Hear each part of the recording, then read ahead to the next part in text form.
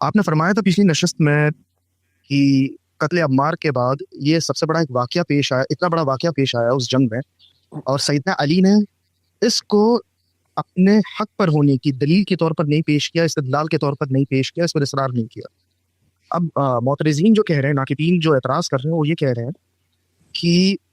سیدنا علی اسے کیوں کہتے ہیں؟ اگر اس کا موازنہ آپ سقیفہ بنی ساعدہ سے کہیں، وہاں بھی رسول اللہ کا ارشاد سامنے انصار کے آ گیا تھا، انصار نے اسے قبول کر لیا، اس لیے وہ فیصلہ کن ہو گیا، وہاں کوئی تعویل نہیں۔ لیکن یہاں جب قتل عمار کا واقعہ امیر معاویہ کے سامنے آیا، انہوں نے تو تعویل کی ہے اس کی۔ اب جب کوئی تعویل پر مصر ہو گیا ہے اور وہ بات نہیں مان رہا ہے، تو سیدنا علی کا اس پر اصرار کرنا بنتا نہیں ہے،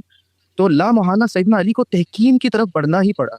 تو یہ جو بات، یہ جو ریزننگ دی جا رہی ہے، وہ بڑی معقول لگ رہی ہے، اس پر ذرا آپ روشنی ڈالیں۔ سیدنا علی کی طرف سے پہلے تو اس روایت کو اپنے حق و باطل کے معیار کے طور پہ پیش کرنے کو ثابت کیا جائے گا، اس کے بعد سیدنا امیر معاویہ کی تعویل کے بارے میں بیان کیا جائے گا، پھر اس کے بعد تعویل دنیا میں ہر چیز کی ہوتی ہے، سیدنا علی کا وہ موقف بیان کیا جائے گا جہاں پر وہ اس تعویل سے اختلاف کر رہے ہوں۔ مطلب یہ کوئی معمولی چیز نہیں ہے،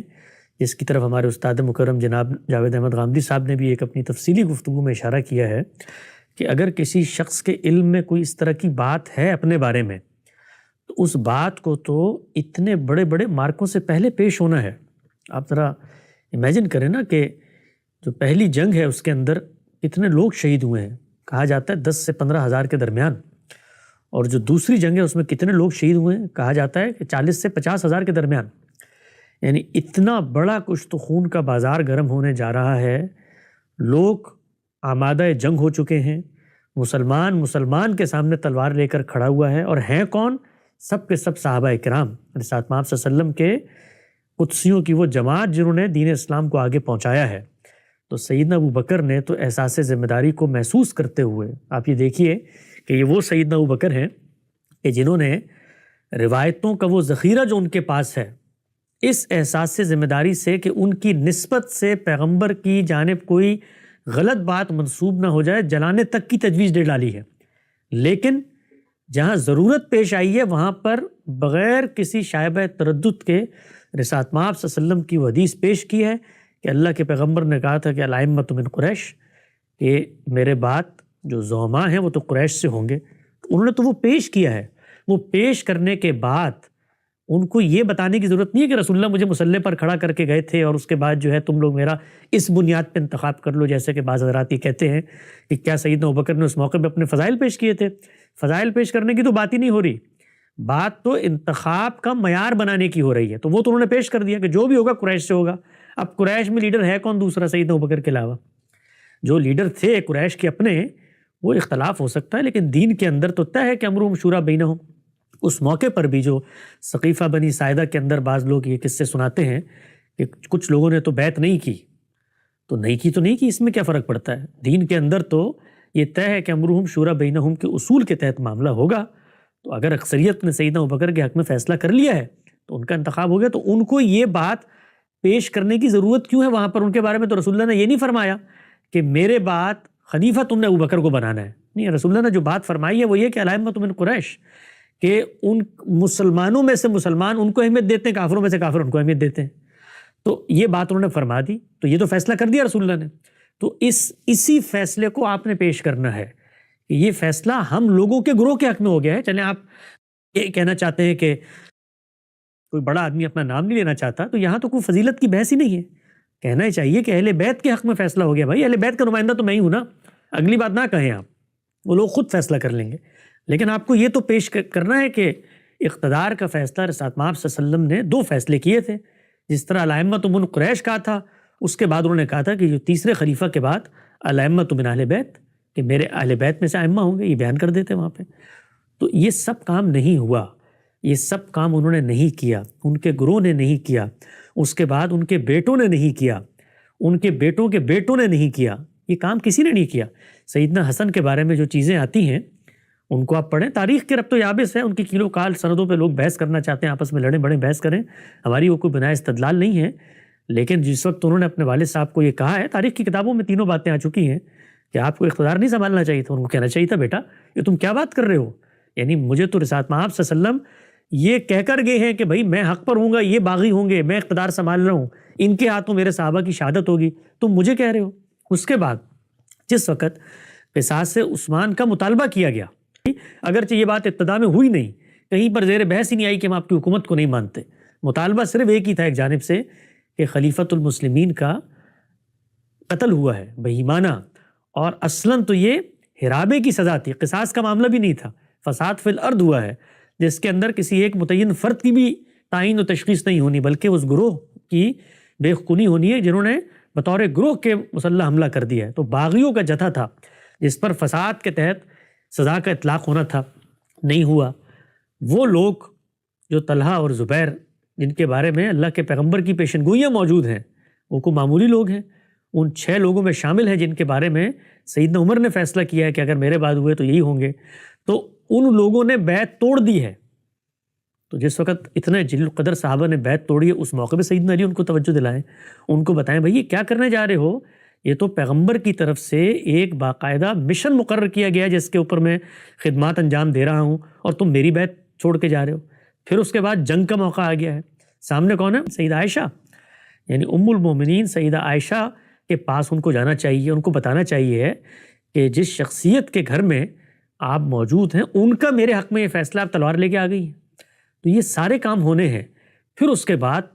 یہ موقع آتا ہے صفین کا، اگر ان کے علم میں پہلے سے یہ چیز موجود تھی، خط لکھتے سیدنا امیر معاویہ کو اور یہ کہتے اپنے ساتھیوں کو اور ان صحابہ کو قائل کرتے کہ جو بیچ میں اس جنگ اور مارکے سے الگ تھلگ ہو کر بیٹھ گئے تھے، بھئی حق و باطل کی جنگ ہے، آؤ اس کے اندر۔ تو یہ جو بات سنائی جاتی ہے کہ سیدنا معاویہ کے سامنے پیش کی گئی یہ روایت، تو سیدنا معاویہ نے تو اس روایت کو حق و باطل کا معیار سمجھا ہی نہیں، تو جو تعبیر اس کی وہ کر سکتے تھے انہوں نے کر دی۔ تو آپ کے خیال میں اگر سیدنا علی یہ روایت اس طرح سے پیش، سیدنا علی کی جو دینی حیثیت ہے، یہ میں آپ کو اپنے طالبانہ علم کی حد تک بتا رہا ہوں، اگر سیدنا علی دینی استدلال کے طور پر اس چیز کو پیش کرتے، جو کہ وہ کبھی نہ کرتے، جیسی اللہ تعالیٰ نے ان کو دین کی بصیرت اور معرفت دی تھی، جس طریقے سے وہ اللہ تعالیٰ کی شریعت اور اس کی ہدایت اور احکامات اور اسی طرح سے فیصلہ کرنے اور حکم کی صلاحیت ان کے اندر تھی، وہ کبھی یہ جسارت ہی نہ کرتے کہ اس طرح کی چیز کو پیش کرتے جو کہ حق و باطل کا معیار بن ہی نہیں سکتی۔ لیکن میں بفرض محال آپ سے عرض کر رہا ہوں کہ اگر وہ یہ کام کرتے تو سیدنا امیر معاویہ کی جس شخصیت سے ہم واقف ہیں، وہ کبھی ایسا نہ ہوتا کہ سیدنا علی کو یا قائل کر لیتے یا ان کی بات کا قائل ہو جاتے دینی لحاظ سے، اس لیے کہ وہ دینی فہم میں ان کو وہ مقام اور مرتبہ دیتے تھے کہ عین نزاعات کی حالت میں آپ ان آثار کا مطالعہ کریں، عین نزاعات کی حالت میں پیک ہے کانفلکٹ کا اور جنگ کے بادل منڈلا رہے ہیں بلکہ شروع ہو چکی ہے، اس موقع پر بھی سیدنا امیر معاویہ کو جب کسی دینی مسئلے میں کوئی تردد پیش آتا ہے تو سیدنا علی کو خط لکھتے ہیں۔ یہ امر واقعی ہے، آپ پڑھ لیں آثار کی کتابوں میں ان آثار پہ کام ہو چکا ہے۔ وہ اس موقع پر بھی دینی استدلال کو جاننے کے لیے سیدنا علی کی طرف رجوع کرتے ہیں۔ تو آپ اگر طالبانہ طور پر اس پہ غور کریں، اتنا جلیل القدر صحابی دین کی اتنی معرفت اور بصیرت رکھتا ہے، وہ اگر کسی دینی استدلال کو پیش کرنا چاہتا تو وہ تو اس کے خطبات کا موضوع ہوتا، یعنی جس وقت جنگ کا میدان گرم ہو رہا تھا اس موقع پہ جو تقاریر ہوتی وہ تو اس پس منظر میں ہوتی۔ تو ہم سب جانتے ہیں کہ یہ قضیہ نہیں ہے، ایک خلافت کے انعقاد کے اوپر 2 آراء قائم ہو گئی ہیں،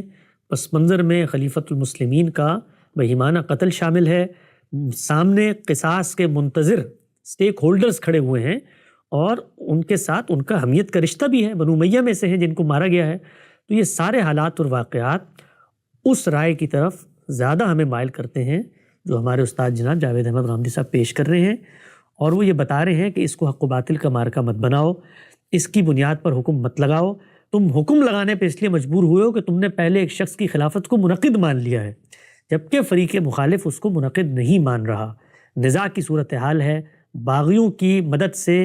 ایک شخص تخت پر پہنچا ہے اور خود اس کے گھر والے، اس کے ارد گرد کے لوگ، اس کی بیعت کرنے والے تردد کا شکار ہو جاتے ہیں۔ تو ان معاملات میں دونوں فریقین کو ان کے مواقف کے لحاظ سے مارجن دو، حق و باطل کا فیصلہ نہ کرو۔ یزید کی ولی عہدی کے اوپر آپ نے سیریز کی گامدی صاحب کے ساتھ، اس میں گامدی صاحب نے ایک سٹیٹمنٹ دی جو کہ بہت اس سے پہلے، اس کے پہلی سیریز میں بھی یہ سٹیٹمنٹ دی گئی تھی جو کافی کنٹروورشل بنی تھی۔ گامدی صاحب یہ فرماتے ہیں کہ جو صحابہ جو تھے انہوں نے وہ کوئی بھی ایوان نمائندگان وجود پہ نہیں لا پائے. اب یزید کی ولی عہدی کے کانٹیکسٹ میں اگر ہم دیکھیں تو ایسا نہیں ہے کہ وہ نمایاں شخصیات موجود نہیں ہیں اس وقت. حسین ابن علی ہیں، ان کے پیچھے وہ عصبیت بھی ہے، اہل کوفہ ان کے پیچھے ہے، اسی طریقے سے عبداللہ بن الزبیر ہیں، حجاز ہے ان کے ساتھ. تو ایسی نمایاں شخصیات موجود تھی لیکن وہ مشاورت کا عمل نہیں کیا گیا. تو آپ یہ کیسے کہہ سکتے ہیں کہ ایوان نمائندگان نہیں تھا یا وہ لوگ نہیں تھے جن سے مشاورت کی جا سکتی تھی؟ اگر ان سے مشاورت کی جاتی تو عین ممکن ہے کہ یہ موروثی بادشاہ کی بنیاد نہیں ڈلتی جو یزید کے تقرر کے نتیجے میں یہ بنیاد ڈل گئی. تو اس پر ذرا آپ روشنی ڈال دیں. یہ جو سامنے فریقین موجود ہیں جن کا آپ نے ذکر کیا، ان کا اس پورے اقتدار اور کانفلکٹ کے بارے میں موقف کیا ہے؟ یعنی وہ اس جگہ پر کھڑے ہوئے ہیں کہ آئیے آپ ہم سے مشورہ کیجئے. وہ تو اس جگہ پر کھڑے ہوئے ہیں کہ یہ اقتدار جو ہے یہ ہمارے سپرد ہونا چاہیے ہے. ہمارے آبا نے اس کے لیے جنگیں لڑی ہیں اور اس کے بعد عملاً ایک شخص کی حد تک ہم نے اقتدار مان لیا ہے، اس کے بعد ہمیں منتقل ہونا چاہیے. جن فریقین کے ساتھ مشورے کی آپ نے بات کی، ان فریقین نے اس کے بعد کیا کیا ہے؟ وہ اس کے بعد آ گئے ہیں، جو مدد تائید ان کو جہاں سے حاصل تھی، جو عصبیت حاصل تھی اس کے تحت وہ آ گئے ہیں. ان کے ساتھ یہ جو اقتدار قائم ہوا ہے اس کے خلاف ریوالٹ کرنے. تو فریقین اس طریقے سے موجود نہیں ہیں وہاں پر. فریقین طاقت کے حصول کے لیے بطور فریق بن کے کھڑے ہوئے ہیں. تو یہ جو فریقین جن کا آپ نے ذکر کیا وہ تو اپنے اپنے استحقاق اور اپنے اپنے دعووں کے تثبیت میں کھڑے ہوئے ہیں. پہلی بات تو یہ ہے. دوسری بات جو گاندھی صاحب فرما رہے ہیں وہ یہ کہ کوئی سسٹمیٹک میکینزم نہیں ہے جس کے تحت سب کی رائے لے لی جائے. دین اسلام نے تو سب کی رائے لازم کی تھی. کسی ایک فریق کی رائے کے بارے میں نہیں کہا کہ اس کے پیچھے اگر کوئی عصبیت ہے یا کوئی کھڑا ہے اس کی رائے لے لی جائے. سب کی رائے لی جائے گی. یہ ٹھیک ہے کہ قبائلی تمدن کے اندر وہ جو سب کی رائے لینا ہے وہ اسی طریقے سے لیے جائے گا کہ جس طرح زعمائے قبائل ہیں یا کوئی ان کا لیڈر ہے اس کی رائے، اس کو عصبیت حاصل ہے، اس کی رائے ہی کو الیکٹرول کالج کا فیصلہ کن مرحلہ سمجھ لیا جائے جیسے کہ ثقیفہ کے اندر ہوا. لیکن آپ کی نظر میں کیا معاملہ وہاں پر یہ ہے؟ یعنی سلطنت جو ہے وہ کتنی وسیع و عریض ہو چکی ہے، لاکھوں ایکڑ اس کے اندر رقبہ شامل ہو چکا ہے، لاکھوں نئے لوگ اس میں مسلمان ہو چکے ہیں، ان کی اپنی اپنی عصبیتیں ہیں، ان کی اپنی اپنی لیڈرشپ ہے. تو یہ نہیں ہو سکتا کہ وہاں پر پہلے سے موجود ایک اسٹیک ہولڈر کی تھوڑی عصبیت ہے تو اس سے مشورہ کر کے کہا جائے کہ جب تک آپ کی تائید تو نہیں ہوگی تو وہ تو یا مشورہ سب سے ہوگا یا پھر کسی سے نہیں ہوگا. تو گاندھی صاحب نے وہاں یہ بتانے کی کوشش کی ہے کہ جو شریعت کا حکم ہے وہ اپنی جگہ پر قائم ہے. اس حکم پر اگر عمل درآمد ممکن نہیں ہوتا تو پھر لوٹا جاتا ہے. یہ رخصت کا اصول ہے، اس کو اسی پر پرکھنا چاہیے. نہ ولی عہدی یا بادشاہت کو آئیڈیلزم کے طور پہ تصور کرنا چاہیے. لوگوں کی رائے سے حکمران منتخب ہوگا. رائے دینے کی لوگ پوزیشن میں نہیں ہیں، رائے نہیں لی جا سکتی. اور اس زمانے کے حالات یہ ہیں کہ کوئی الیکٹرول کالج یا سسٹمیٹک انداز سے الیکشن نہیں ہو سکتے.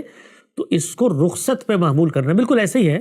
کہ جیسے آپ کے یہاں دستور میں طے ہے کہ 5 سال بعد الیکشن ہوں گے، لیکن قحط آ گیا، وبا آ گئی، ملک پہ حملہ ہو گیا، تو آپ یہ دیکھتے ہیں کہ الیکشن پوسٹ پون کیے جاتے ہیں. اب ہے تو خلاف آئین لیکن گوارا کیا جاتا ہے اس کو. تو گوارا کیا جاتا ہے مجبوری میں. اس مجبوری کا حوالہ انہوں نے دیا.